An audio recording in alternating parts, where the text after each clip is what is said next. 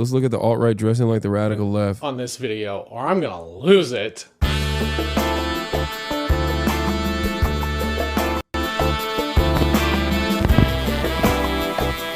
If you're watching my videos, we probably have a similar algorithm, and you've seen the clips and heard the discourse around the Sam Seder Jubilee video titled 20 Trump supporters take on one progressive. If you have no idea what I'm talking about and don't know how you got here, don't worry. I'll explain everything.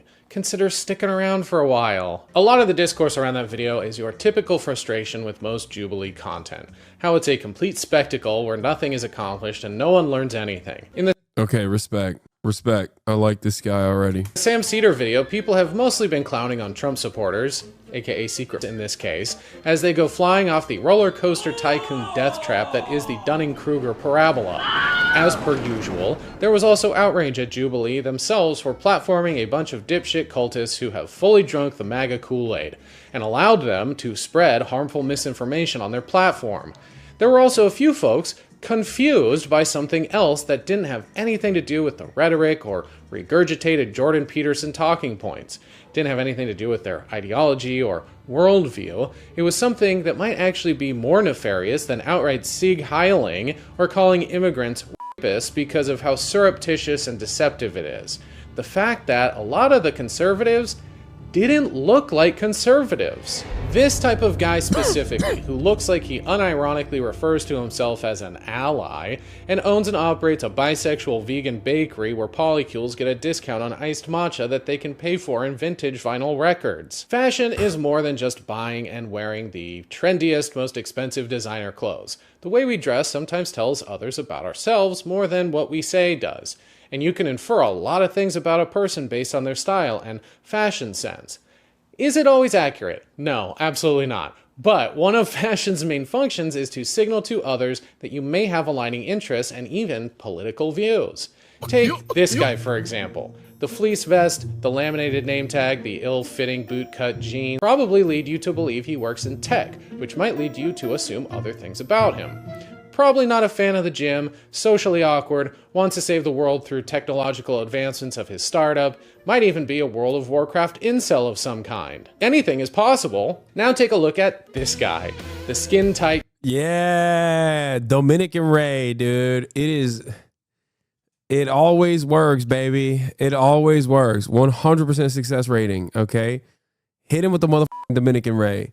Just like Mark Zuckerberg. Yeah. This photo is screaming, "Yo voy a votar por Donald Trump." That's what it's screaming at me. Ay, ay, ay, ay, por Dios. Yo voy a votar por Donald Trump. Dan Flash shirt wrapped around his bulging pecs, the awful white pants and matching belt, even the way he accessorizes his new wife's laminated face tell you a completely different story. This guy's definitely a meathead who could be mistaken as the founder of the XFL or Tap Out, not a multi-billion-dollar tech company that is actually destroying the planet and not saving it like the other guy dreamt of doing. He may have changed the way he looks, but you can't cure social awkwardness by buying designer clothes, unfortunately.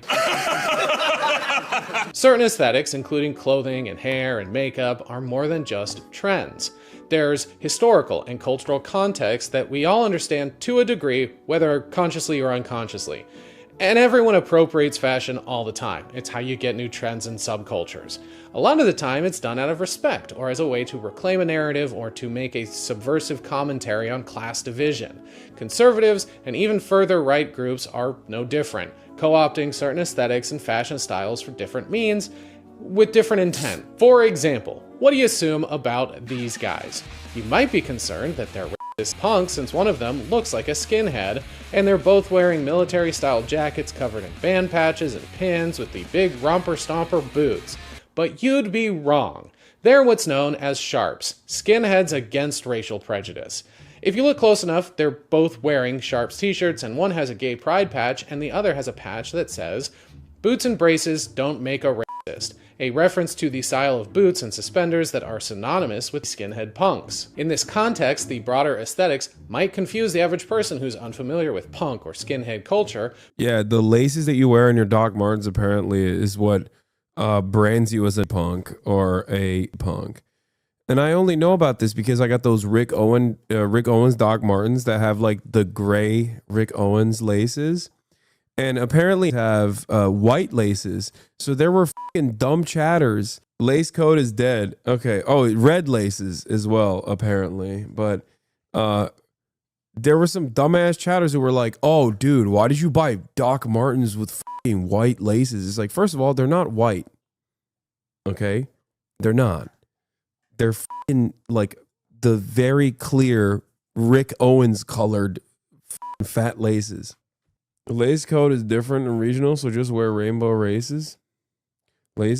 What's the word on yellow? No, yellow laces are fine. I have Doc Martens. One of them has yellow laces because my that was the only color that was available for, and it was only for one shoe that I actually tied yellow laces to because my black laces got ripped apart. But for those in the know, this is a massive difference that signals two wildly opposing ideologies despite sharing a few stylistic elements. Just like how this guy from the Jubilee video is not the same as this guy, even though they have the same general aesthetic. Oh my God, Alex. And for anyone who is unfamiliar, that second guy is Alex Peter, aka Lol Overruled on TikTok, a pretty outspoken leftist and public defender in the state of New York. The opposite of that melted stick of butter wearing a merkin as a toupee. You see, the original skinheads were always sharps. They just didn't have to call themselves that. But over the years, the punk aesthetic was co-opted by pieces of shit to the point that society at large began associating the look solely with punks.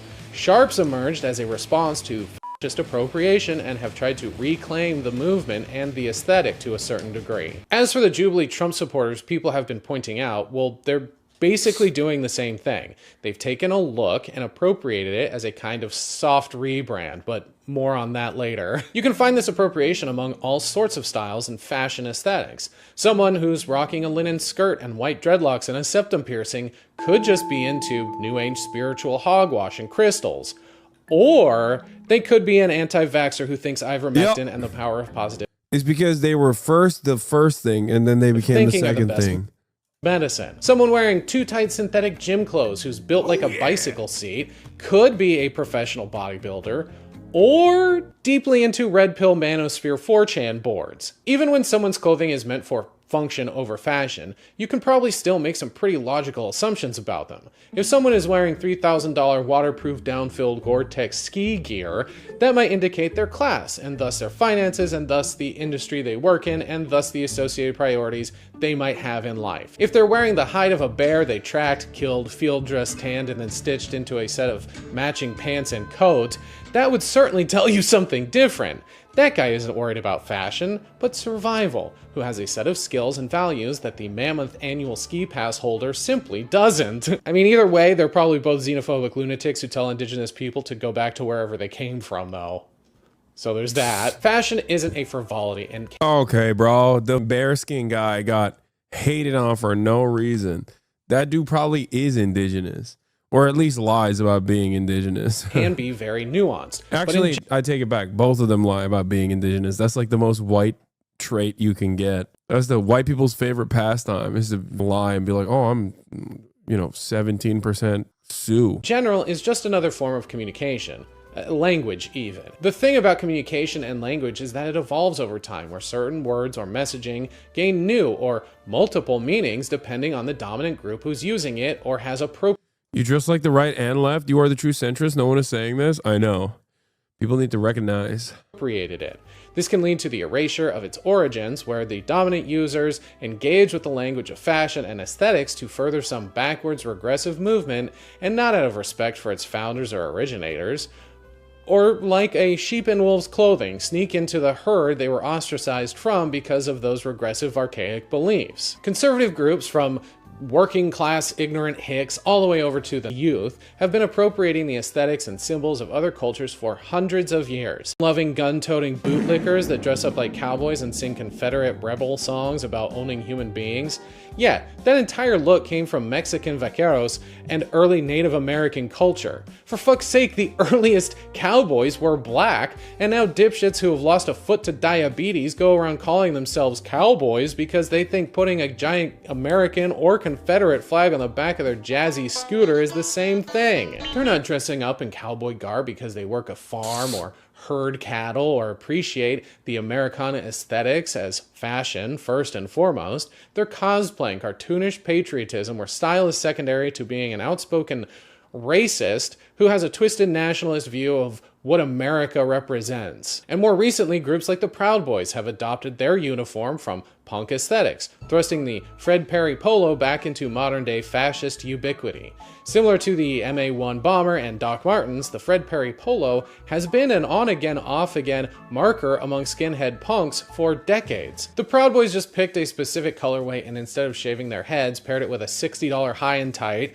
more reminiscent of 2000s straight-edge Boston beatdown hardcore than 1980s punk. The most embarrassing were the Boogaloo Boys appropriating tiki torches and cheap Hawaiian shirts because nothing says I'm a badass who's gonna burn a cross on your lawn like— Yeah, that was short-lived. Remember when people would say, I'm Boogaloo, I'm dressing up like a Boogaloo boy because I never stopped wearing Hawaiian shirts? Yeah, I don't think people think about that anymore. That association is gone. Like wearing the wardrobe of an alcoholic retiree whose kids no longer speak to him. Very powerful. But why? Why can't they come up with their own unique thing? It's because they're fucking boring. When I think of conservative fashion, I think of a lot of things, but it's usually this.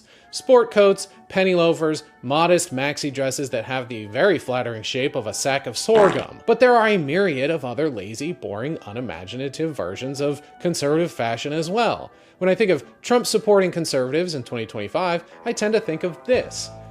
And this.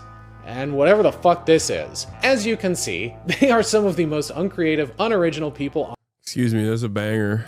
on the planet. You don't understand art, sweetie. It's okay. When they're Vaquero, say it with me. Vaquero! not using the American flag for every pattern on their clothing, they're stealing from others because they can't come up with a unique identity on their own. Like anything, though, conservative fashion does evolve. Usually just becomes more extreme, but only up to a certain point because their fashion sense is dictated by their conservative values, patriarchal modesty, and themes of authoritarianism. A pretty narrow set of creative pillars to work within. Fascist German and Italian military uniforms were designed with these ideals in mind, specifically to make anyone in an SS uniform look like the ideal Übermensch that drew inspiration from European aristocracy.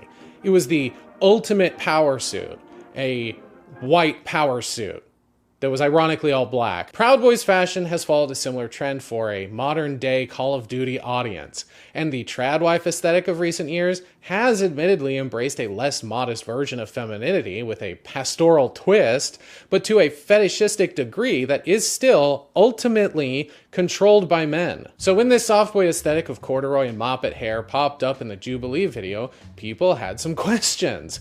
Mainly of confusion because this look has been washed for a few years, especially the undercut man bun, but never has it signified that someone was a conservative or even a fascist like the other examples. The look itself fell out of fashion because guys who had the mustache and the glasses and the flopped coif and the chunky sweater got memed and stereotyped as someone who gaslights women and refuses to have condom sex. Sure, there were problematic inferences being made shortly after its popularization, but it's not like people thought they were— Dude, look at this. Oh, God. I wanna interrupt this broadcast for a brief moment because I was peeking at Twitter and I couldn't fucking handle it. Joe Trusman works for Foundation for Defending Democracy.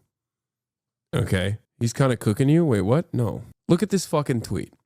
Mohammed Shahada says, Israel just bombed a key Gazan hospital under the pretext of targeting a wounded politician, non-combatant, while he was on a hospital bed receiving life-saving care. If Russia did this under the same pretext, the Western world would condemn this nonstop as a terror attack. Joe Trusman, Ismail Barhoum, was involved in financing terrorism. He was sanctioned by nearly half a dozen countries for his role in raising funds for Hamas through charities and other means. Hamas is a terrorist organization. To which I responded, oh shit. Thanks for this information. I now think bombing... oh, fuck. I fucked it. I was so angry. I typed it so poorly. I now think bombing a hospital is perfectly cool. Totally not a war crime anymore. Thank you for defending democracy. I said, I now thinking... Wait, you can't edit replies? God damn it. Whatever. I now thinking...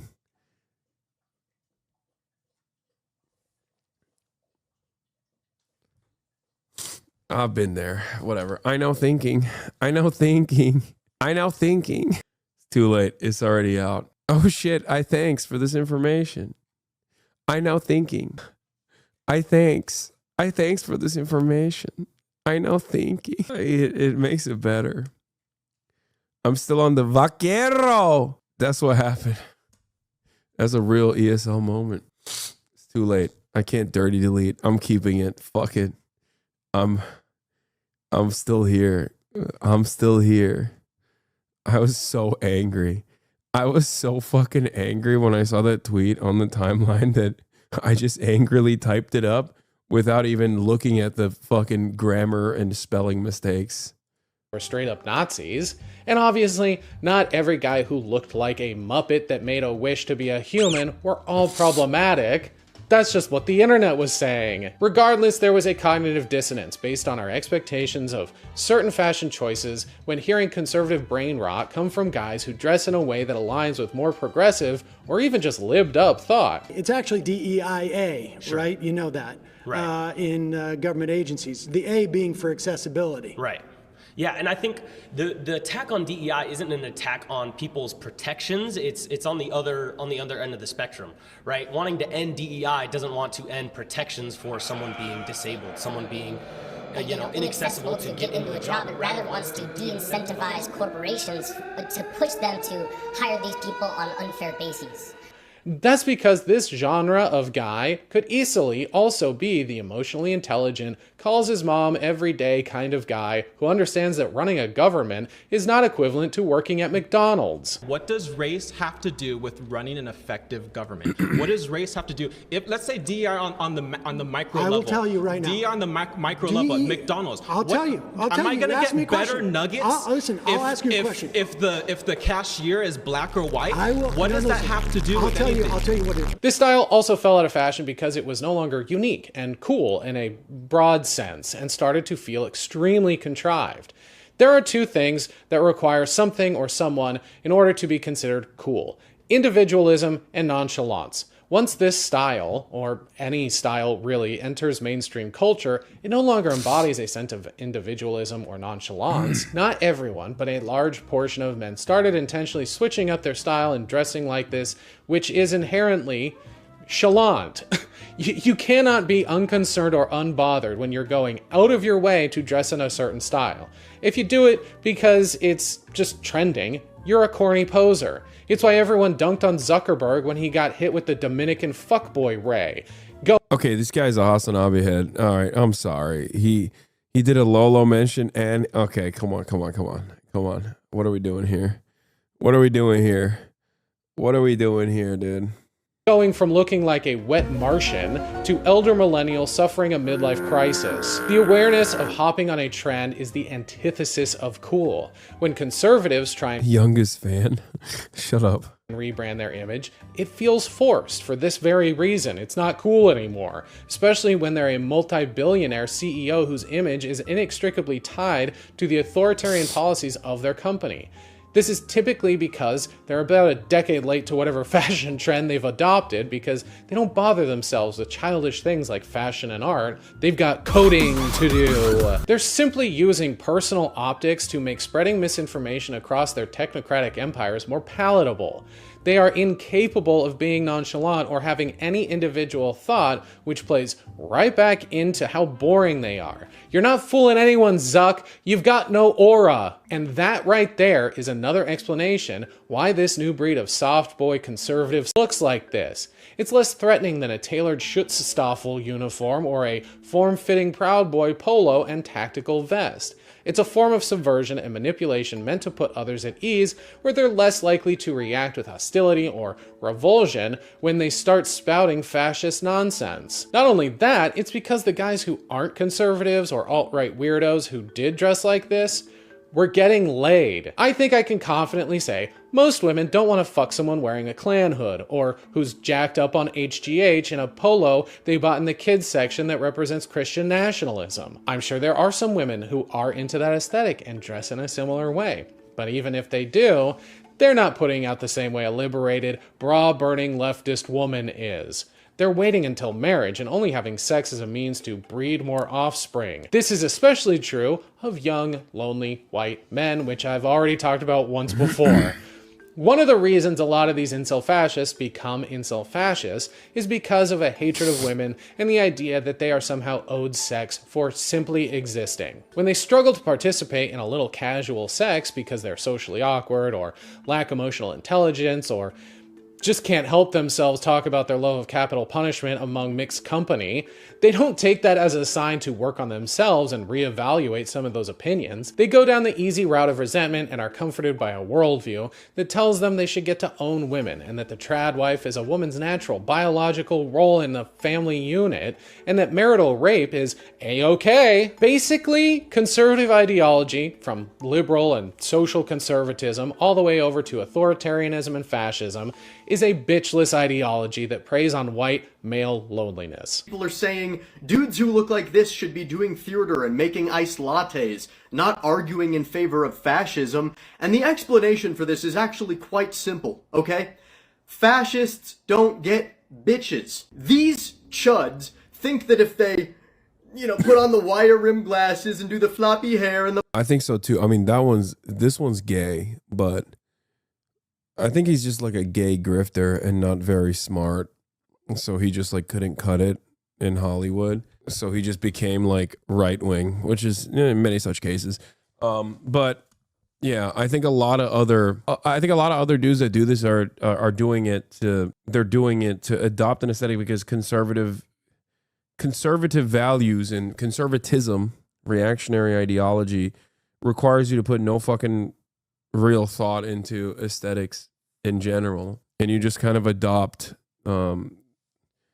the aesthetics of the people that previous generations conservatives would call the F slur. The mustache or the loneliness. People are saying dudes who look like this should be doing theater and making iced lattes, not okay?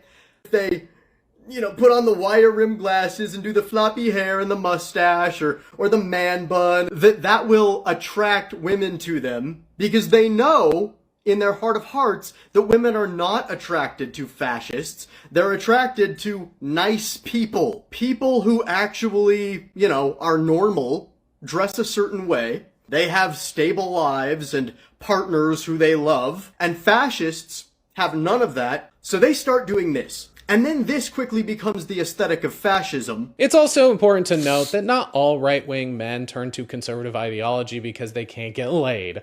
A lot of it is, unfortunately, much more petty than that, to the point that it's almost a lazy trope. History is riddled with failed artists turned fascist. Many of the biggest names in today's conservative spaces ended up there because they were rejected from the humanities and then developed this chip on their shoulder and went even further right, almost out of spite. Ben Shapiro is a failed screenwriter, Jordan Peterson is a failed intellectual, Steven Crowder, failed stand-up comic, Dave Rubin, failed actor, Hitler, failed painter. That Vinny guy who had a meltdown on Piers Morgan is not only a failed comic, but a failed Twitch streamer making his red face. He's locked in. He made this video how many days ago? 3 days ago. Bro, that's from like 4 days ago. He's in here right now. This motherfucker's in here watching me watch him. And is not even saying anything. That's crazy.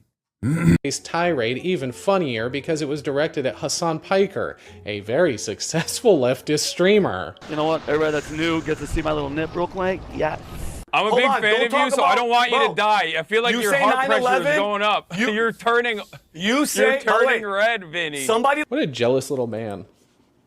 I wonder how tall he is, actually. There's no way he's over 6 feet. Vinny O'Shana. 5'9". This typically happens because they're egomaniacs who can't handle criticism or rejection and lacked the critical thinking skills necessary for them to understand what differentiates good and bad art, and that maybe they needed to work a little harder at acting or screenwriting, but then they didn't because they're lazy and entitled. Also, getting paid to make art is not very lucrative, and more difficult than people think.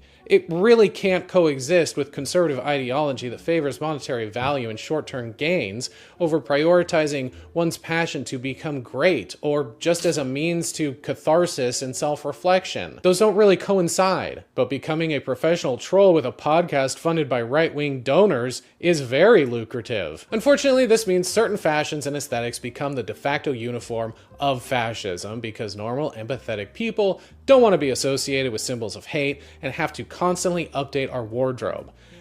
I mean, in some ways, we can thank fascists for constantly pushing fashion forward and involuntarily creating new aesthetics. We don't have to stop wearing Hawaiian shirts just because a group one time. And honestly, caving at the first instance is how they win, damn it!